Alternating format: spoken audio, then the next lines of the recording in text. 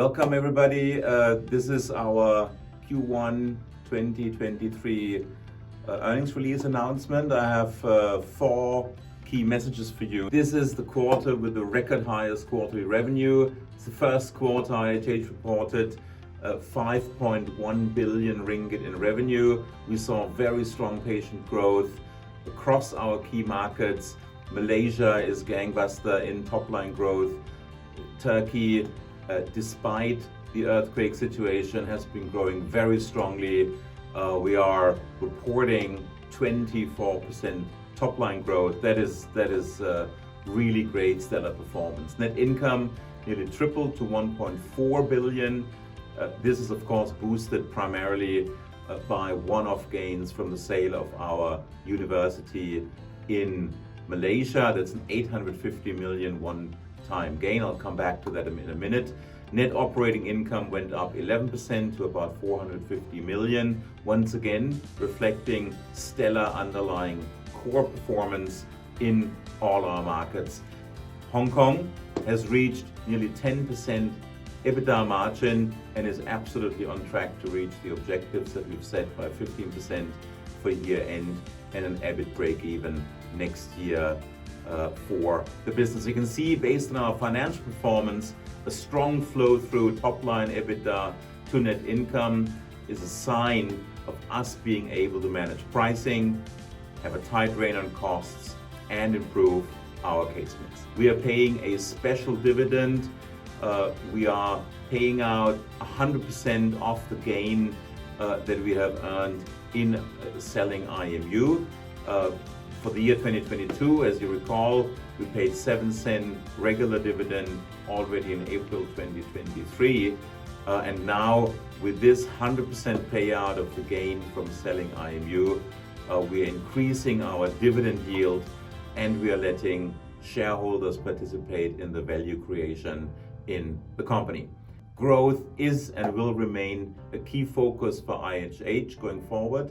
We have plans to add well over 2,000 new beds organically in the next 2 to 3 years, 1,400 with a very clear plan in India, in Fortis to expand the footprint in our existing hospitals, 600 beds in Malaysia.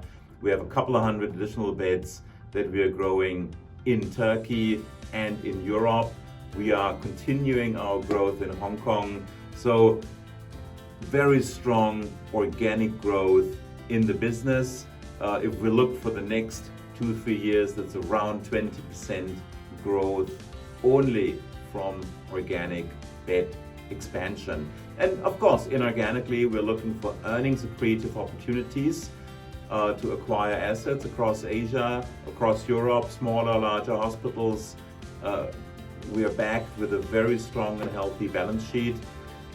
But we will be disciplined with this. It will be earnings accretive in year 2, latest 3, EPS accretive.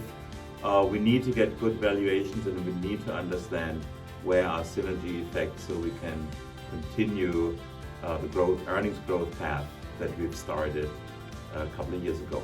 We have implemented a laboratories reporting. This is the first time the company has changed its segments reporting. We've stripped out all the laboratories from the country units and report them now under the laboratories segment. IHH Laboratories is now a new unified business unit with a unified leadership team.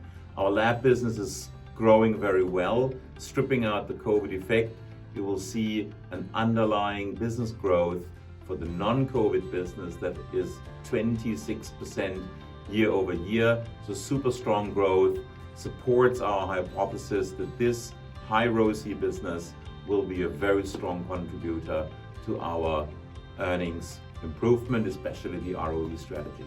So look, in summary, overall the outlook for the group remains very healthy. Our cluster strategy is strong. Pent-up demand for private healthcare, tourists coming back, drives our ROE and the growth for our core business. We have a return on equity of 9.1% for Q1. And I want to reiterate and assure everyone on this call and all our shareholders, our ROE enhancement strategy is fully intact. It continues.